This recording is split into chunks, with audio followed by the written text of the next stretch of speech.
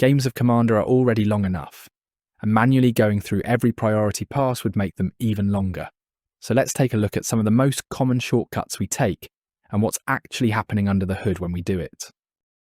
Before we get into shortcuts, we'll need to understand priority. Priority is a simple concept. Only one player can act at a time. The way I like to visualize this is to think about each player at the table having a light bulb next to them that represents having priority. If the light is on, they have priority and are the only ones who can put things onto the stack. Under each light is a button that passes priority, immediately turning on the next player's light. After each player's light has been turned on in turn order, the spell or effect on the stack resolves and priority goes back to the active player. Let's look at a quick example of how this works when a spell is on the stack. Suppose you're player 1 and it's your turn. This means you are the active player. You want to cast a Llanowar Elves, so you tap a green mana and put the creature spell onto the stack. You have nothing else to add to the stack, so you pass priority. In other words, you're asking the other players if it resolves and goes onto the battlefield. If players 2, 3 and 4 add nothing to the stack, then the spell resolves and your creature goes onto the battlefield. So now that we've covered how priority works, let's take a look at a few of the most common places priority gets shortcut in games, starting with the beginning phase of the turn. We often shortcut the beginning phase of the turn, which is broken up into 3 steps: untap, upkeep and draw. The untap step is what is called a turn-based action that does not use the stack, and nobody gets priority here. The first window in which any player gets priority is in the upkeep step. Upkeep triggers are fairly common, and you need to note that you can respond to these like you can with any other trigger. But what if nobody has an upkeep trigger? You still get priority, even though we often shortcut through it because nobody has effects. The active player has priority in their upkeep, and they then pass to all other players in turn, order before proceeding. If you wanted to throw a wrench in their plans for the turn and cast a silence, you would want to do it here in their upkeep, when they haven't drawn any new cards and can only respond at instant speed. Similarly, the upkeep is where you would want to remove a Sylvan library. That way, it's gone before they can move to their draw step and draw 2 additional cards. The draw step is also a step in which each player, starting with the active player, receives priority. It's uncommon to play effects here, and it's another area that is almost always shortcut. But knowing that you can flag priority is part of knowing what you can and can't do. If you wanted to ruin their day and had an instant speed way of playing a discard effect like Duress, you could do it here before they move to their main phase. Now let's take a look at another area that is often shortcut: the transition from the first main phase into the combat phase. You don't just get to go from your main phase to the combat phase. Moving to combat requires that each player, starting with you, the active player, passes priority while the stack is empty. Let's look at an example of how this works in practice. Suppose your opponent is in their first main phase and you want to tap their Atali before it can get its attack trigger off. This is where it's important for the Atali player to say, "I'm moving to combat," rather than just declaring who they are attacking and what they are attacking with after they're done playing in their main phase. By saying move to combat, they are proposing that they move out of their main phase and into the beginning of combat phase. Here you have an opportunity to tap their Atali. You've gotten priority in their main phase as they try to pass into combat, and you can play your effect that taps down the Atali before then. Once each player passes, you now enter combat. You haven't missed your last window yet. You still have one more opportunity to tap down their creature. The beginning of combat step requires each player to pass priority before moving to the declare attackers step. Again, you have priority to play your effect when priority comes around to you. If you play your effect and nobody has anything else to add to the stack, then priority is passed and the stack is now empty. Starting with the player whose turn it is, you pass priority again and enter the declare attackers step. If you miss this window, you won't be able to tap their Atali in combat because declaring attackers happens immediately at the beginning of the declare attackers step. It does not use the stack and cannot be responded to. Only once attackers are declared, and any effects that trigger from attacking are put onto the stack, will you get priority once again. The end of combat step is another step that is often shortcut because few effects happen here. But like all the others we are discussing, it's important to note that you can flag priority here. This is the step in which many players activate reconnaissance on their attacking creatures to pull them out of combat and effectively give them vigilance.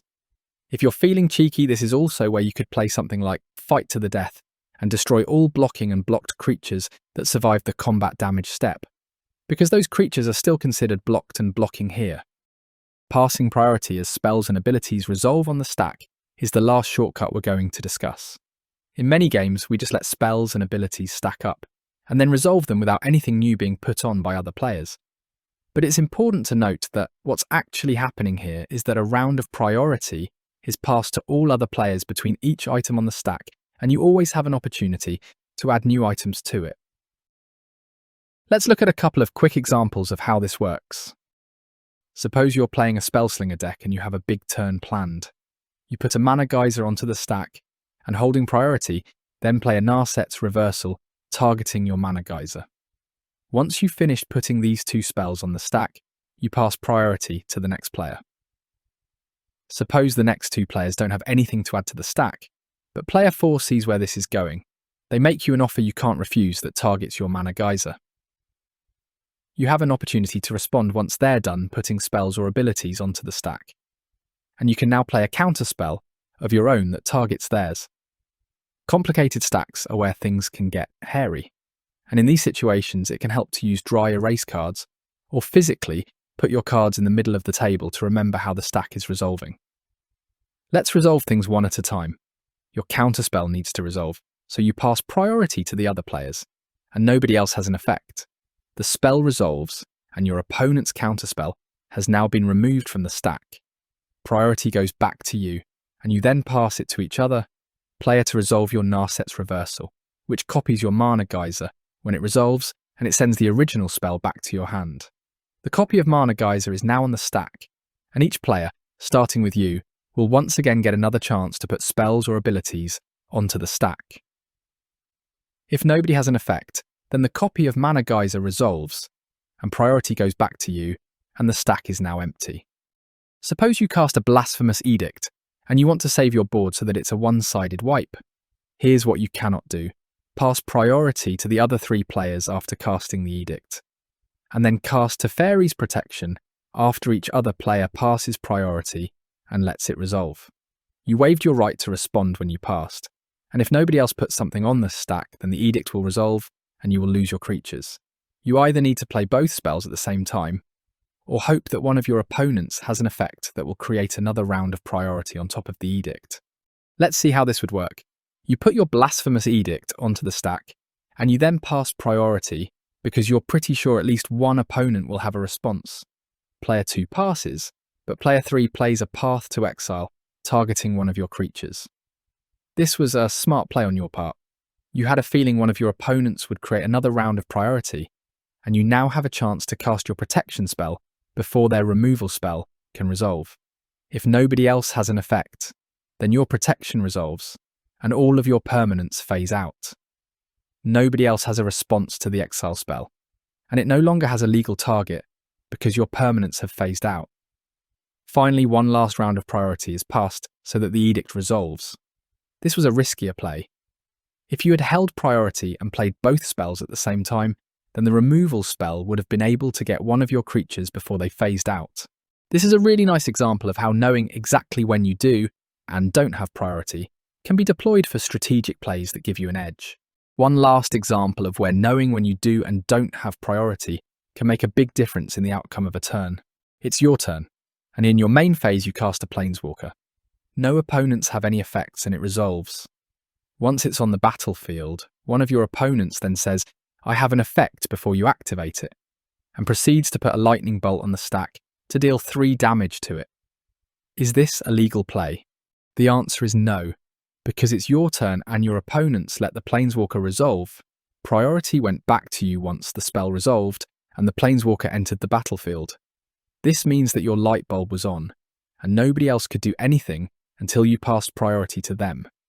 Your opponent did not have a window in which they could legally cast a lightning bolt before you activated the Planeswalker. Once the Planeswalker's ability has been put onto the stack, they can then respond to it and cast their lightning bolt when you pass priority to them in order to resolve the Planeswalker's ability that is on the stack. I want to leave you with 3 quick takeaways that will help you with priority and understanding when you have it, even if it's being shortcut. First, remember that only one player can have priority or have their light on at a time. If you aren't sure if you have it, ask your table.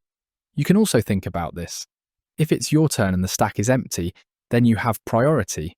Your light is on. You have to either propose that you move to another part of the turn or put something onto the stack in order for anyone else to get priority. If it's not your turn and the stack is empty, then your light is not on and won't be until the active player passes priority to you. Second, remember that each player has to pass priority through each step and phase of other players' turns. This is what I meant by saying that games would take forever if each instance of priority passing was explicitly stated. If someone plays a land in their first main phase and says pass turn, remember that everyone is implicitly agreeing to pass into combat, through their second main phase and through the end step. If you have effects you need to play at a certain time, flag it to the table and say when you need to play them. Those steps and phases are occurring, whether or not you're explicitly going through them. Third, be charitable. Most players are not angle shooting by shortcutting steps and phases. Flag priority when you need it and allow others to do the same. If you have to back up a step or rewind, that's fine. Hopefully, this has helped you understand priority a bit better. Thanks for watching. I'll be doing more videos on priority and the stack in future videos, so let me know if you have any questions you'd like to see covered.